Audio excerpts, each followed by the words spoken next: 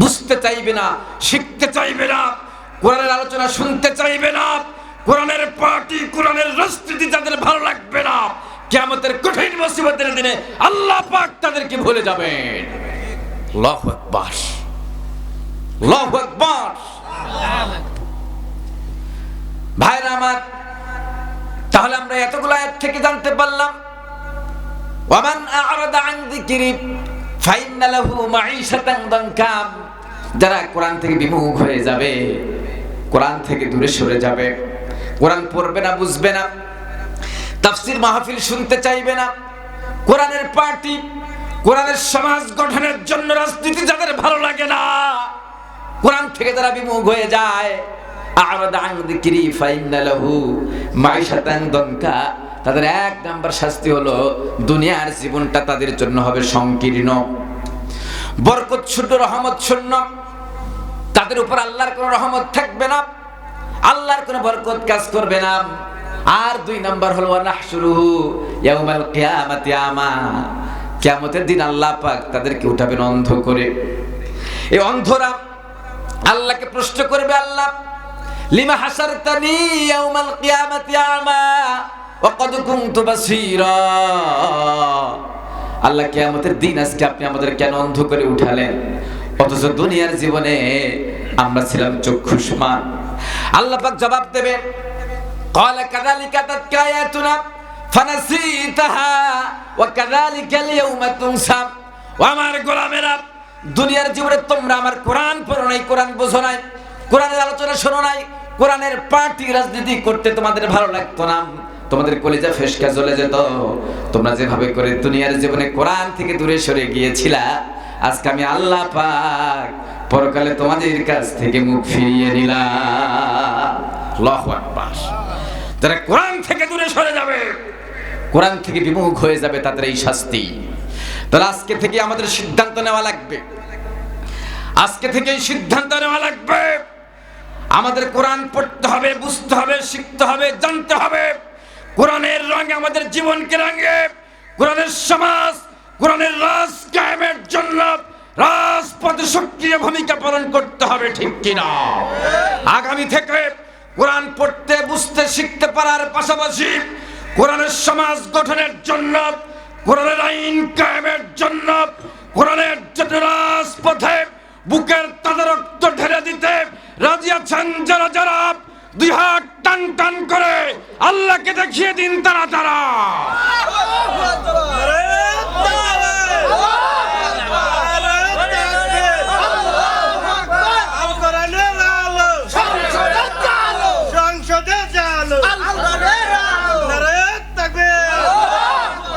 ও মাশাআল্লাহ, কে বলে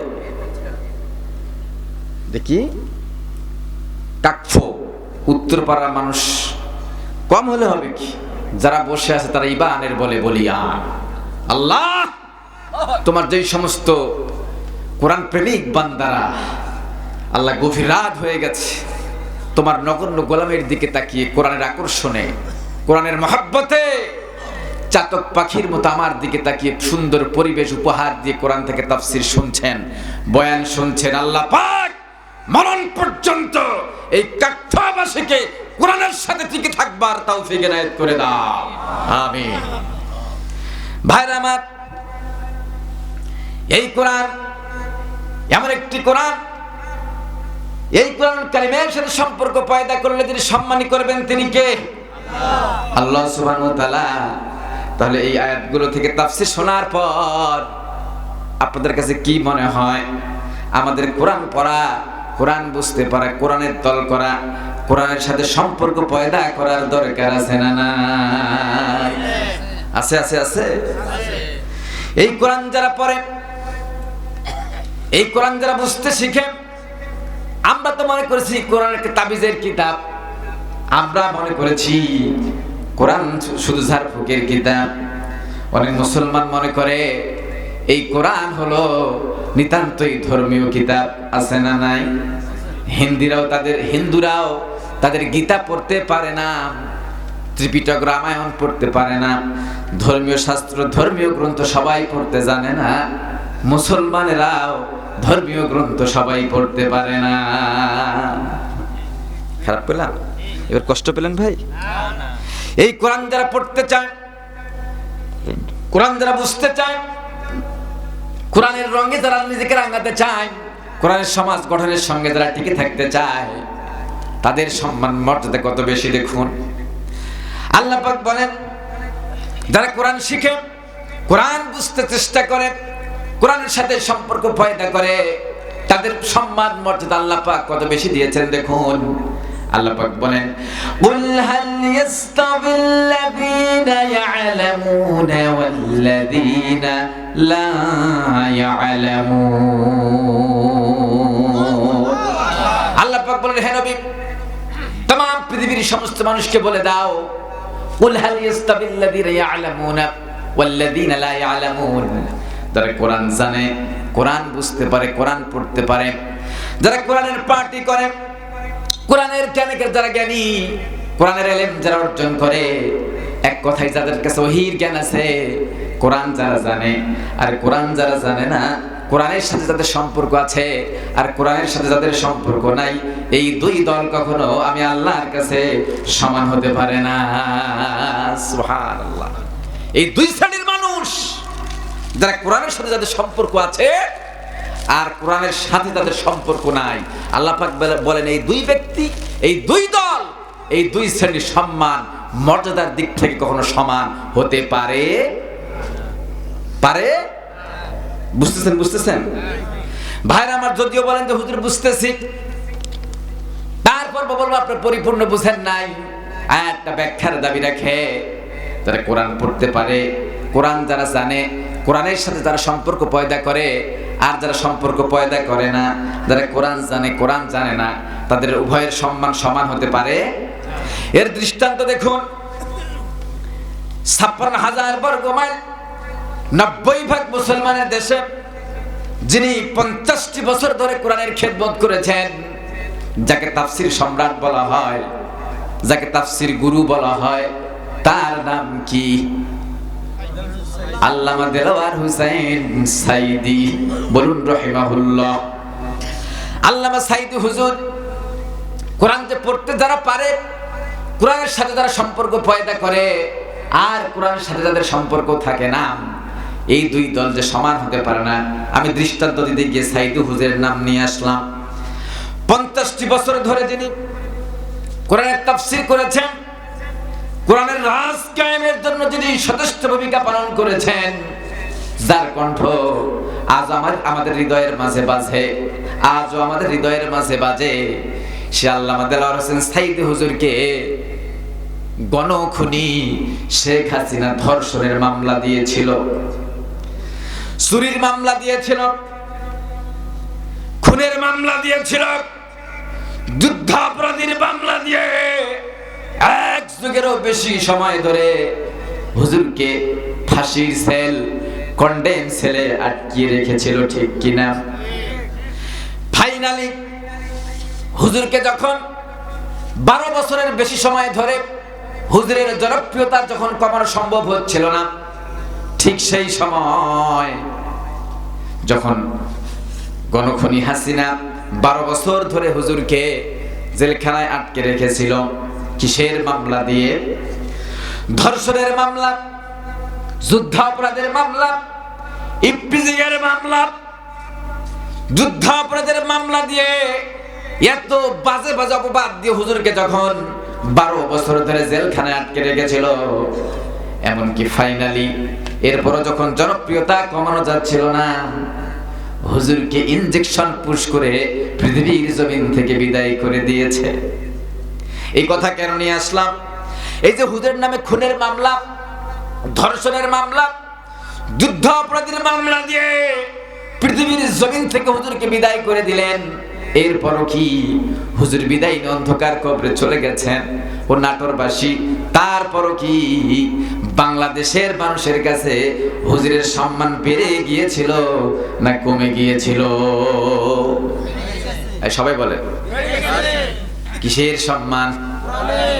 এই যে আল্লাহ পাক বলেন, কুল হাল ইয়াস্তাবিল্লাযীনা ইয়া'লামুনা ওয়াল্লাযীনা লা ইয়ালামুন।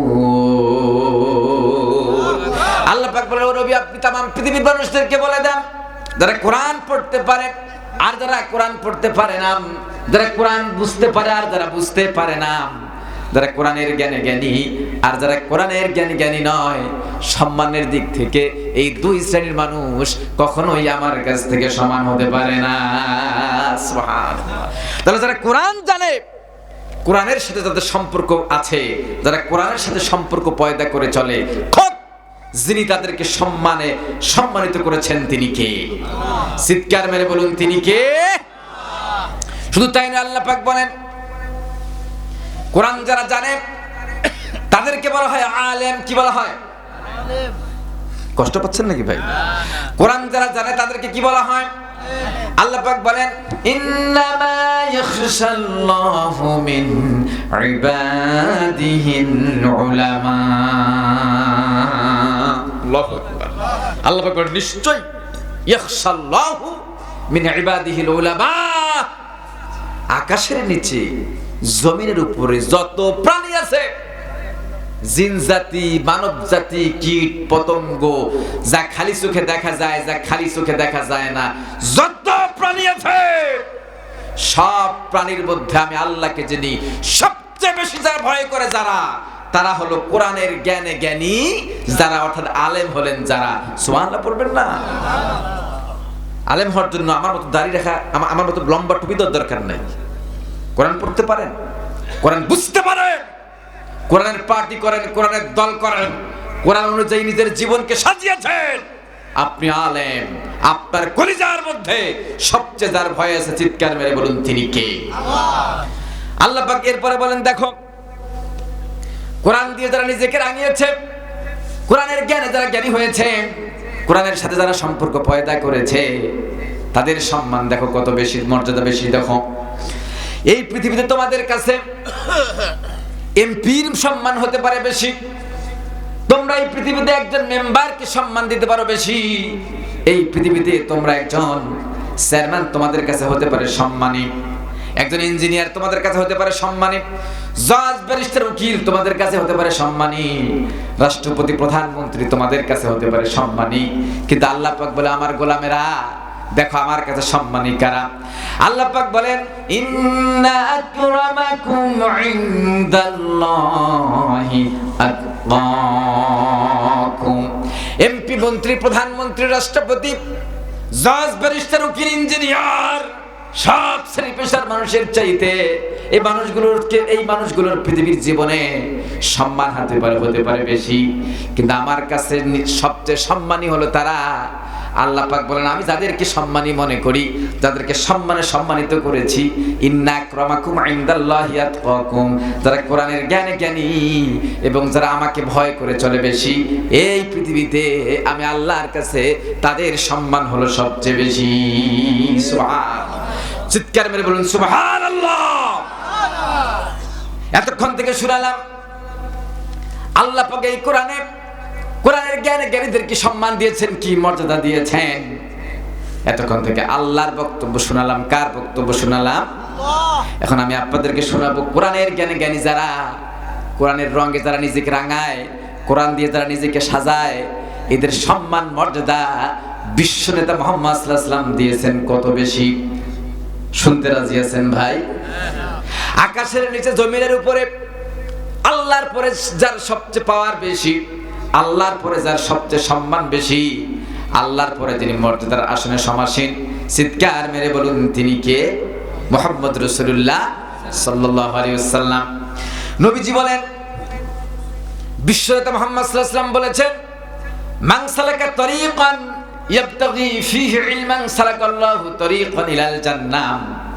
নবীজি বলেন যারা নাকি কোরআন থেকে জ্ঞান অর্জনের জন্য, ইসলাম থেকে জ্ঞান অর্জনের জন্য, দ্বীনি শিক্ষার জন্য, কোরআনের জ্ঞান অর্জন করার জন্য যে বা যারা যেই রাস্তা দিয়ে হেঁটে যায়, আমি আল্লাহ পাক নবীজি বলেন আল্লাহ পাক ওই রাস্তাকে ওসিলা বানিয়ে, মাধ্যম বানিয়ে, ওই রাস্তাকে ভায়া বানিয়ে যারা কোরআন অর্জনের জন্য, কোরআনের জ্ঞানী হওয়ার জন্য যে বাজার রাস্তা দিয়ে হেঁটে যায়, নবীজি বলেন আল্লাহ পাক ওই রাস্তাকে ভায়া ওসিলা মাধ্যম বানিয়ে ওই বান্দা বান্দিকে ওই কোরআনের জ্ঞান অর্জনকারী বান্দা বান্দিদেরকে ওই পথটাকে ওসিলা মাধ্যম বানিয়ে একেবারে জান্নাতের রাস্তা পর্যন্ত পৌঁছিয়ে দেন। সুবহানাল্লাহ, চিৎকার করে বলুন না ভাই সুবহানাল্লাহ। এর মানে এই নয়, এইভাবে বুঝার কোনো কারণ নাই যে হুজুর ব্যাস ওয়াস্ত করে ফেললেন, রাস্তা তো পেয়ে গেলাম, আমার সন্তানকে আমি আগামীকালকে মাদ্রাসা পাঠাবো বা আমি নিজেও হুজুরের কাছে যাবো কোরআন থেকে জ্ঞান অর্জন করার জন্য, বাস ওই রাস্তায় উঠলাম, আল্লাহ আমাকে ওই রাস্তার মাধ্যমে জান্নাতবাসী করবেন। না, নো নেভার, এমনটি ভাবার কোনো সুযোগ নেই। বরং এই হাদিসের ব্যাখ্যা হলো আপনি নিজে বা আপনার সন্তানকে যদি দ্বীনি জ্ঞানে কোরআনের জ্ঞানে শিক্ষিত করতে চান, শিক্ষিত করে তুলেন, এই রাস্তায় যদি আপনার সন্তানকে আপনি তুলে দেন বা আপনি নিজেও যদি ওই পথে হাঁটা শুরু করে দেন, তাহলে এই কোরআনের কাছে আসার কারণে, কোরআন থেকে জ্ঞান অর্জন করার কারণে এটাকে ওসিলা বানিয়ে আল্লাহ পাক আপনাকে মরণ পর্যন্ত ইহদিনাস সিরাতাল মুস্তাকিম, সঠিক সরল পথে কোরআনের পথে থাকার, ইস্তেকামাত অবিচল থাকার তৌফিক দান করবেন। আর মারা যাওয়ার সঙ্গে সঙ্গে আপনাকে জান্নাতের মেহমান হিসেবে কবুল করে নেবেন। সুবহানাল্লাহ, সুবহানাল্লাহ। শুধু তাই নয়, এরপরে বিশ্বনবী মুহাম্মদ সাল্লাল্লাহু আলাইহি ওয়াসাল্লাম বলেন ওয়াইনাল মালাইকাতা লাতাদু আজনিহাতাহা রিদান লিত-তালিবিল ইলম। নবীজি বলেন যারা নাকি কোরআনের জ্ঞান অর্জন করার জন্য, দ্বীনি ইলম শিক্ষার জন্য, যেই সমস্ত তলবে ইলমেরা রাস্তা দিয়ে হেঁটে যায় কোরআন পড়ার জন্য, কোরআন বোঝার জন্য, ধরুন তাফসীর মাহফিল হতে পারে, তাফসীর মাহফিল শোনার জন্য যারা হেঁটে যায়, মসজিদে যারা কোরআন থেকে জ্ঞান অর্জন করার জন্য হেঁটে যায়, মাদ্রাসায় যারা কোরআন থেকে জ্ঞান অর্জন করার জন্য হেঁটে যায়, বিশ্বনেতা মুহাম্মদ সাল্লাল্লাহু আলাইহি ওয়াসাল্লাম বলেছেন আল্লাহ তো তাদের প্রতি খুশি হনই, এমনকি আকাশের ফেরেশতারা এত বেশি খুশি হন, ওয়াইনাল মালাইকাতা লাতাদু আজনিহাতাহা রিদান লিত-তালিবিল ইলম। কোরআনের জ্ঞান অর্জনকারিনী বান্দা বান্দির প্রতি ফেরেশতারা রাজি হয়ে খুশি হয়ে তাদের নূরের ডানা, নূরের পাখা তাদের চলার পথে ফেরেশতারা বিছিয়ে দেয়। সুবহানাল্লাহ, সুবহানাল্লাহ। শুধু তাই না, নবী আরো বলেন ওয়া ইন্নাল আলিমা লা ইস্তাগফিরু লাহু মান ফিস সামাওয়াতি ওয়া মান ফিল আরদ হাত্তা হিতানু ফিল মা। নবীজি বলেন যারা নাকি আলেম, যারা নাকি কোরআনের জ্ঞানী, যারা কোরআনের জ্ঞান শিক্ষার জন্য চেষ্টা করে, যারা কোরআনের জ্ঞান অর্জনরত অবস্থায় থাকে, লা ইস্তাগফিরু লাহু মান ফিস সামাওয়াতি ওয়া মান ফিল আরদ, আকাশে যা কিছু আছে, মহাশূন্যে যা কিছু আছে, মান ফিস সামাওয়াতি ওয়াল আরদ, এবং জমিনে যা কিছু আছে, আকাশে যা কিছু আছে, জমিনে যা কিছু আছে, এমনকি হাত্তা হিতানু ফিল মা, পুকুরের মাছ, নদীর মাছ, খালের মাছ, বিলের মাছ, মহাসমুদ্রের মাছ, এমনকি গর্তের পিপিলিকারা পর্যন্ত যারা কোরআনের জ্ঞান অর্জনের জন্য চেষ্টা করে, কোরআনের জ্ঞান অর্জনরত অবস্থায় থাকে, এদের জন্য আল্লাহ পাকের কাছে দোয়া করতে থাকে, আল্লাহ পাকের কাছে ইস্তেগফার, ক্ষমা প্রার্থনা করতে থাকে। চিৎকার করে বলুন তো ভাই সুবহানাল্লাহ। শুধু তাই নয়, এই কোরআন এমন একটি কোরআন, এই কোরআনের সাথে যার সম্পর্ক পয়দা করে, এই তাকান, এই বইয়ের নাম কি? হ্যাঁ, সবাই বলে এটার নাম কি? চিৎকার মেরে বলুন এটার নাম কি? এই কোরআন পড়লে সওয়াব, কোরআন বুঝলে সওয়াব, কোরআন শুনলে সওয়াব, কোরআনের দিকে তাকালেও যিনি আমাদের আমলনামায় সওয়াব লিখে দিবেন তিনি কে? বলুন আল্লাহ, বলুন আল্লাহ। এই কোরআনের জ্ঞানী যারা জ্ঞানী, তাদের সম্মান কত বেশি দেখুন। বিশ্বনবী হাদিসের শেষে বলেন ওয়াল আলিমা আলাল আবিদি কাফাদলিল কমারি আলা সাইরিল কাওয়াকিব। নবীজি বলেন যারা কোরআনের সাথে সম্পর্ক পয়দা করে, কোরআনের জ্ঞান অর্জনের জন্য যারা চেষ্টা করে, এই কোরআন যারা শিখেছে, এই কোরআনের জ্ঞানে যারা জ্ঞানী বা যারা চেষ্টারত অবস্থায় আছে, তাদের সম্মান কত বেশি দেখো। আমার সাহাবীরা তোমরা যখন আকাশের দিকে তাকাও তখন অসংখ্য তারকারাজি দেখতে পাও কিনা? কারণ আমি আপনাদেরকে প্রশ্ন দিলাম, আমরা যখন রাতের বেলা আকাশের দিকে তাকাই তখন আমাদের দুচোখে অসংখ্য তারকারাজি ধরা পড়ে কিনা ভাই? একটু সবাই বলেন, কতগুলো তারকারাজি আছে আকাশে? লক্ষ লক্ষ, হিসাব ছাড়া। সঠিক জবাব কেমন হিসাব ছাড়া?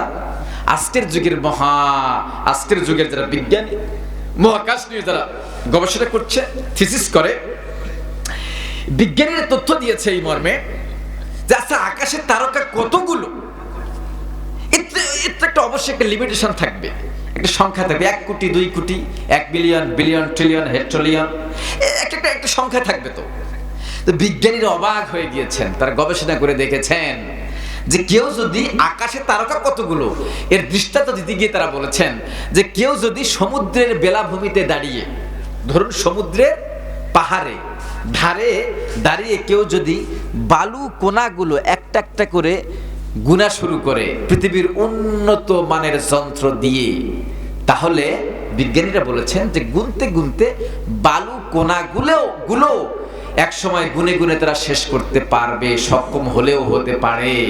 কিন্তু আল্লাহ পাক আকাশে কতগুলো তারকারাজি সেট করেছেন, উন্নত মানের যন্ত্র দিয়ে যদি মানুষ গুনতে শুরু করে, গুনতে গুনতে কিয়ামত হবে, আল্লাহর তারকারাজি গুনে গুনে শেষ করা সম্ভব হবে না। আল্লাহু আকবার, আল্লাহু আকবার। সেই কথাই নবীজি বলেন, আকাশের দিকে যখন মানুষ তাকায়, আলা সাইরিল কাওয়াকিব, উপস্থিত জনতা, আকাশের দিকে আমরা যখন তাকাই, আকাশের মধ্যে মিটমিট করা অসংখ্য তারকারাজি আছে না নাই? অসংখ্য তারকারাজির মাঝে যদি অসংখ্য তারকারাজি এট এ টাইম একসাথে মরিচ বাতির মতো, জোনাকি পোকার মতো মিটিমিটি করে আলো দেয়, কিন্তু তারপরও অসংখ্য তারকারাজির মাঝে জল করা জ্বলন্ত পূর্ণিমার চাঁদটা আছে না নাই? আমি আপনাদেরকে জিজ্ঞেস করছি, অসংখ্য তারকারাজির মাঝে আকাশে যখন, স্বচ্ছ আকাশে যখন একদম ডিজিটাল কায়দায় নিট অ্যান্ড ক্লিন পূর্ণিমার চাঁদটা যখন জ্বলন্ত অবস্থায় আমাদের চোখে ধরা পড়ে যায়, তখন অসংখ্য তারকারাজির আলো পূর্ণিমার চাঁদের কাছে হার মেনে যায় কিনা ভাই? পূর্ণিমার চাঁদটা আমাদের কাছে সবচেয়ে বেশি সুন্দর দেখায়। তার মানে অসংখ্য তারকারাজির মাঝে পূর্ণিমার চাঁদটা হলো সম্মানী। নবীজি অনুরূপ ভাবে বলেন, ওয়াল আলিমা আলাল আবিদি কাফাদলিল কমারি আলা সাইরিল কাওয়াকিব। নবীজি বলেন, অসংখ্য তারকারাজির মাঝে পূর্ণিমার চাঁদটা যেমন সম্মানী, পূর্ণিমার চাঁদটা যেমন ঝকঝকে দেখা যায়, অনেকগুলো অগণিত তারকারাজির মাঝে পূর্ণিমার চাঁদটা যেমন সম্মানী, কোরআনের জ্ঞানী, কোরআন শেখারত অবস্থায় থাকে যারা এই পৃথিবীতে, আল্লাহর কাছে আমার কাছে তাদের একজন আবেদ মূর্খ, যারা কোরআনের জ্ঞানী নয়, এই সাধারণ মানুষদের কাছে কোরআনের জ্ঞানীওয়ালাদের সম্মান হলো ঠিক তত বেশি। সুবহানাল্লাহ পড়েন না পড়েন? সুবহানাল্লাহ।